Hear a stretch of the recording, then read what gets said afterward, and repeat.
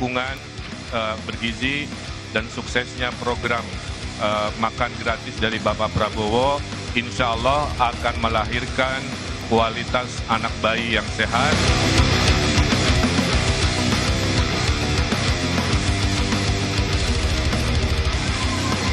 Kami sudah menyiapkan satu program yang berlaku untuk semua masalah, yaitu program Getuk Tular Adab.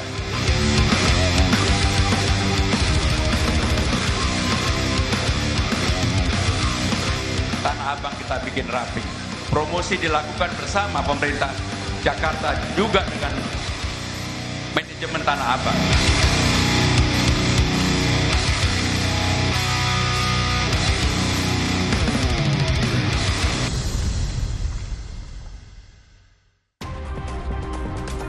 Saudara, Litbang Kompas merilis survei elektabilitas pasangan calon gubernur dan calon wakil gubernur pada Pilkada Jakarta 2024. Survei yang digelar dari tanggal 20 sampai 25 Oktober 2024 ini menggunakan metode wawancara tatap muka.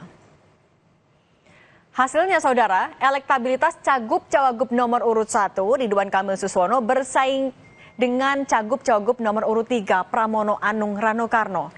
Elektabilitas Ridwan Kamil Suswono 34,6%, Dharma Pongrekun Kunwardana 3,3%, dan Pramono Anung Rano Karno 38,3%. Sementara yang tidak menjawab atau belum memutuskan 23,8%. Calon gubernur nomor urut 1 Ridwan Kamil menanggapi hasil survei Litbang Kompas yang menempatkan elektabilitas Pramono dan Rano Karno di atas dirinya dan Suswono. Ridwan Kamil mengatakan tak terlalu memusingkan hasil survei elektabilitas Litbang Kompas dan menanggapinya dengan santai. Cagup Ridwan Kamil juga menyoroti pilihan kader parpol pengusung yang justru memilih pesaingnya. Ridwan menilai itu sebagai hal wajar. Menurutnya, setiap hasil survei akan jadi bahan evaluasi bagi timnya. Ya, karena tiap survei beda-beda. Di Kompas undecided-nya 25% kalau nggak salah ya. Di yang lain cuma 4% coba. Jadi susah membacanya ya. Makanya saya bilang saya nggak bisa merespon terlalu detail. Yang penting bagi kami survei itu menjadi evaluasi itu aja.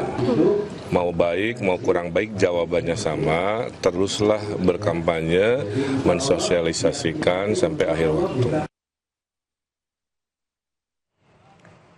Cagup Jakarta nomor urut 2 Dharma Pongrekun mengaku tidak terpengaruh dengan hasil survei Litbang Kompas.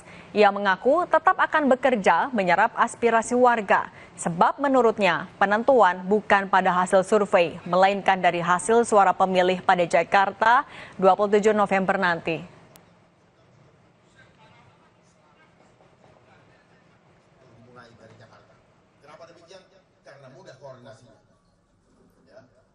Ia hanya ingin berusaha, bekerja semaksimal mungkin, dan hasilnya bukan ditentukan oleh lembaga survei, tetapi ditentukan oleh pilihan hati rakyat yang merasakan dan meyakini bahwa yang hadir di hadapannya itu akan dapat melindungi masa depan rakyat supaya ekonominya bisa naik, pulih ke level layak. Cagup Jakarta nomor urut 3, Pramono Anung meminta tim pemenangan tidak cepat berpuas dengan hasil survei Litbang Kompas. Pramono mengaku hasil survei ini menunjukkan bahwa pihaknya sudah berada di jalur yang tepat dan akan tetap berjuang hingga akhir masa pilkada ini berakhir.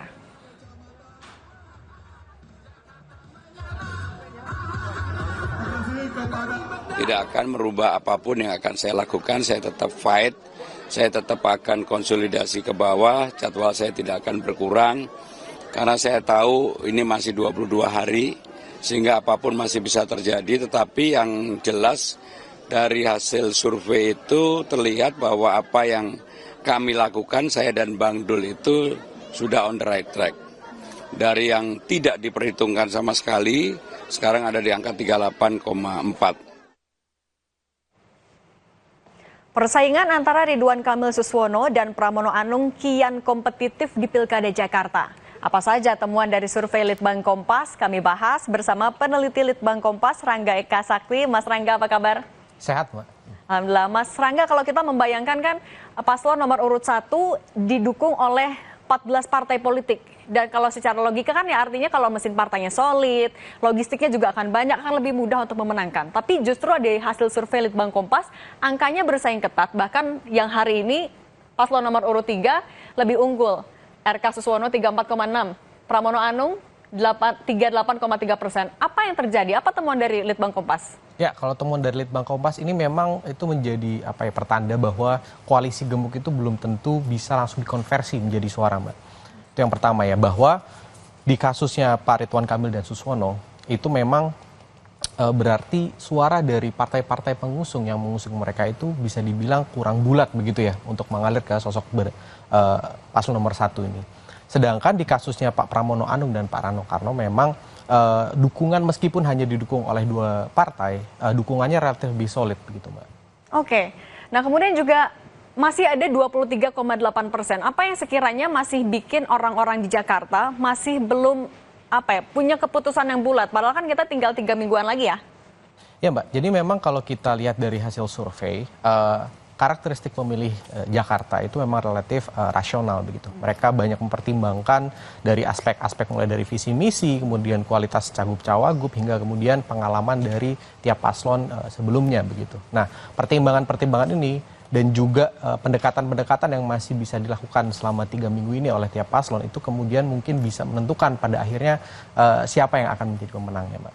Oke, masih ada 3 minggu untuk mereka merebut suara lagi. Nah, kita juga ada temuan dari Litbang Kompas soal data pertimbangan pilihan calon gubernur yang didukung Jokowi, Prabowo, Ahok maupun juga Anies. Nah, ini kan kalau kita lihat yang didukung orang-orang masih ada yang mempertimbangkan paslon yang didukung oleh Pak Jokowi 46,6%, didukung Pak Prabowo 49,7%, didukung Ahok 39,9% dan Anies Baswedan 44,2%. Kita tahu ya kalau misalnya Pak Jokowi, Pak Prabowo arahnya kan kemana? Dua-duanya udah memberikan sinyal akan mendukung kemana. Ahok juga kalau lihat dari background partainya kita tahu kemana. Tapi yang menarik ada yang juga masih mempertimbangkan pilihan dari Anies Baswedan. Apa temuan dari survei Litbang Kompas soal ini? Ya, jadi memang ini bahasanya adalah pertimbangan ya, Mbak ya. Jadi setiap bentuk dukungan maupun sinyal yang diberikan dari tokoh-tokoh ini belum tentu kemudian langsung bisa dikonversi menjadi suara atau elektabilitas. Jadi ketika misalnya sosok-sosok ini kemudian memberikan sinyal atau dukungan, itu semakin besar masyarakat yang kemudian mempertimbangkan. Apabila sebelumnya belum mempertimbangkan, kemudian dia akan makin mempertimbangkan begitu, Mbak. Nah, memang dari sini yang paling besar pengaruhnya masih Pak Presiden Prabowo Subianto begitu ya, dan juga Pak Joko Widodo. Tapi yang menarik juga ada sosok-sosok di luar ini yang punya suara cukup besar juga, yaitu salah satunya Pak Anies sebesar 44,2%. Oke. Apa tapi penyebabnya yang membuat orang-orang juga masih akan mempertimbangkan pilihan dari Pak Anies Baswedan? Karena memang pertama ya, kalau kita melihat background Pak Anies kan sebelumnya beliau juga jadi gubernur di Jakarta, pasti masih punya basis massa yang bertahan di sini, itu yang pertama. Dan yang kedua dari Pilpres kemarin suara dari Anies Mohaimin juga di Jakarta kan relatif cukup besar dibandingkan dengan skill nasionalnya ya. Itu bisa jadi indikator bahwa memang suara dari sosok ini itu masih cukup didengar paling tidak di Jakarta. Ada kaitannya dengan kekecewaan orang yang Anies gagal maju di Jakarta juga? Tidak menutup kemungkinan, Mbak. Oke. Selanjutnya kita juga akan melihat data elektabilitas berdasarkan partai. Yang pertama ada Partai Kebangkitan Bangsa atau PKB. 11,6% mereka adalah orang-orang atau konstituen PKB yang memilih RK Suswono. 4,7% ke Dharma Pengrekun Kunwardana dan 60,5% ke Pramono Anung Rano Karno. Kita tahu PKB masuk ke dalam Kim Plus. Apa yang terjadi? Apa temuan dari survei Litbang Kompas? Kenapa ke paslon nomor urut 3? Ya, jadi memang ini perlu dimaknai ya, Mbak, karena kita sampelnya juga relatively cukup lah ya. Jadi di sini sebenarnya kita melihatnya tren. Mungkin angkanya kan varied ya, ada margin of error juga. Tapi intinya adalah trennya memang sebagian besar dari suaranya PKB itu mengalir ke paslon nomor urut 3. Nah, ini mungkin berkaitan juga dengan tadi tren Pilpres tadi, bagaimana suara yang sudah dikumpulkan oleh PKB ini ya kemudian masih belum terkonsolidasi dengan baik gitu ketika sosok-sosok yang sebelumnya itu diusung kemudian berbeda begitu, Mbak. Tidak terkonsolidasi dengan baik itu artinya ada ketidaksesuaiankah antara di elit dan di akar rumput? Karena memang kalau dibalik ke teori ilmu politik kan ada yang namanya straight ticket voting dan split ticket voting ya. Jadi ketika misalnya straight ticket voting itu suara partai dengan suara sosok itu sama begitu. Ketika split ya berpisah. Nah di kasus ini memang yang terjadi adalah split ticket voting. Jadi ketika mungkin ya sosoknya itu tidak dirasa sesuai dengan apa yang diinginkan oleh konstituen, nah, maka pada akhirnya konstituen itu akan memilih apa yang lebih sesuai dengan hati mereka sendiri begitu Mbak. Oke, selain PKB ada juga data elektabilitas berdasarkan Partai Gerindra. Kalau dari Partai Gerindra 44,8%-nya mengarah ke RK Suswono, 1,4% ke Dharma Pongrekun Kunwardana, 37,2% Pramono Anung Rano Karno. Memang lebih banyak ke RK, tapi tampaknya angkanya juga tidak terlalu jauh dengan yang mengarah ke Pramono Rano. Ini juga apa temuannya? Ya, jadi kalau di sini tapi secara umum itu kan memang dukungannya lebih besar tetap mengalir ke Pak RK Suswono ya. Meskipun memang ini menjadi kalau kita bisa tarik kesimpulan yang lebih luas ya Mbak ya, bahwa memang permasalahan yang harus segera diselesaikan oleh tim Ridwan Kamil Suswono ini bagaimana mereka bisa mengkonsolidasikan suara belasan partai yang mengusung mereka untuk ya paling tidak kalau tidak utuh sebagian besar itu tetap mengalir ke paslon tersebut begitu Mbak. Ini bisa dibilang artinya antar partai politik juga belum ada kesamaan pilihan, mesin parpolnya belum efektif atau gimana? Bisa jadi Mbak, karena memang ketika memang koalisi itu besar, itu kan tentu banyak kepala, kemudian banyak hal yang perlu dikoordinasikan. Ini bisa menjadi indikator bahwa gerak mesin yang sangat besar itu mungkin belum maksimal gitu Mbak.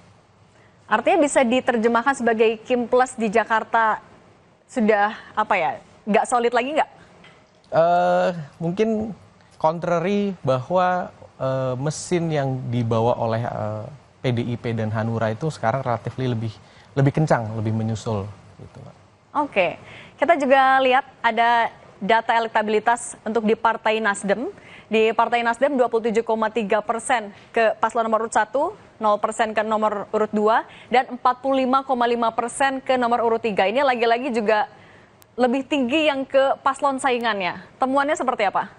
Kurang lebih sama sih Mbak, bahwa memang ya ini berarti konsolidasi dari top ke bottomnya ini memang mungkin belum maksimal dilakukan begitu Mbak. Karena memang dari temuan kita juga bahwa sebagian masyarakat itu belum merasa tersentuh juga dengan relawan maupun tim partai dari paslon-paslon ini begitu Mbak. Jadi dalam waktu yang singkat ini sih untuk bisa memperbaiki tren yang seperti ini ya bagi tiap-tiap paslon itu memang harus bisa mengkonsolidasikan gerak di elit sampai ke akar rumput begitu Mbak.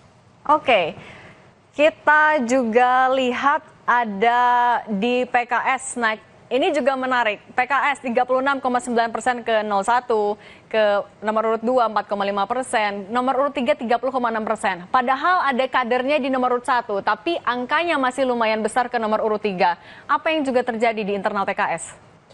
Kalau untuk internal PKS mungkin saya belum ada di posisi untuk bisa mengetahui ya posisi internalnya. Temuannya seperti apa? Tapi temuan dari sini makin menguatkan ya bahwa memang mesin partai pengusung paslon nomor urut 1 ini masih jauh dari kata maksimal.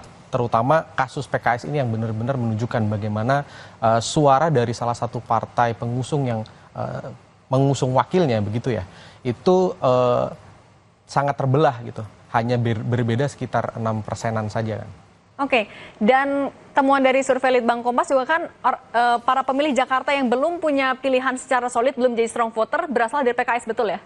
Salah satunya, itu makanya kita lihat juga di kelompok pemilih PKS ini, angka belum menentukannya relatif lebih tinggi dibandingkan dengan partai-partai lain. Nah ini juga menunjukkan bahwa konstituen PKS ini masih bingung sebenarnya Mbak, masih bingung kemana mereka nantinya akan menempatkan suara mereka. Gitu. Ini juga ada kaitannya dengan mungkin elit PKS-nya, ada ketidakharmonisankah antara arahan di elit dan juga sampai ke akar rumput? Mungkin kalau misalnya kita tarik secara longitudinal kemarin ya, bagaimana proses dinamika sampai akhirnya pasangan calon Ridwan Kamil Suswono itu bisa keluar, itu kan memang dinamikanya sangat banyak gitu ya Mbak. Bisa jadi ada kemungkinan kemudian konstituen PKS itu merasa langkah yang diambil PKS itu mungkin tidak sesuai dengan ideologi ataupun apa yang diharapkan oleh konstituen-konstituen mereka. Ada kaitannya dengan Pak Anies Baswedan yang juga gagal dong? Bisa jadi. Bisa jadi. Oke, dan setelah ini kita juga akan melihat dari PDI Perjuangan. Kalau dari PDI Perjuangan tampaknya lebih kokoh untuk pemilihnya. 66,4% langsung ke nomor urut 3. Temuan dari survei Litbang Kompas seperti apa? Ya, di sini memang menjadi tren yang sangat berbeda tadi ya. Kalau kita melihat paslon nomor urut 1, koalisinya sangat besar, tapi dukungan relatif terbelah begitu. Sedangkan di paslon nomor urut 3 ini, Pak Pramono Anung dan Pak Rano Karno, dukungannya hanya didukung oleh 2 partai, tapi relatif jauh lebih solid ya, di sini 66,4%. Dan yang masih belum menentukan juga relatif lebih kecil kan, bahkan kalau kita bandingkan dengan yang satu provinsi. Nah, ini menandakan bahwa pemilih PDI ini sudah relatif jauh lebih terkonsolidasi begitu, Mbak. Oke, dan masih ada 20 hari lagi ya untuk ketiga pasangan calon berebut suara menarik hati pemilih di Jakarta. Mas Rangga, terima kasih sudah berbagi di Kompas Petang, dan info selengkapnya soal survei Litbang Kompas dapat Anda baca di harian Kompas dan kompas.id. Dan tetap bersama kami saudara, Kompas Petang akan kembali bersama Rahmat Ibrahim dengan informasi soal mantan Presiden Joko Widodo menanggapi survei Litbang Kompas yang menempatkan pasangan Ahmad Lutfi dan Taj Yassin kalah tipis di bawah pasangan Andika Perkasa dan Hendrar Prihadi.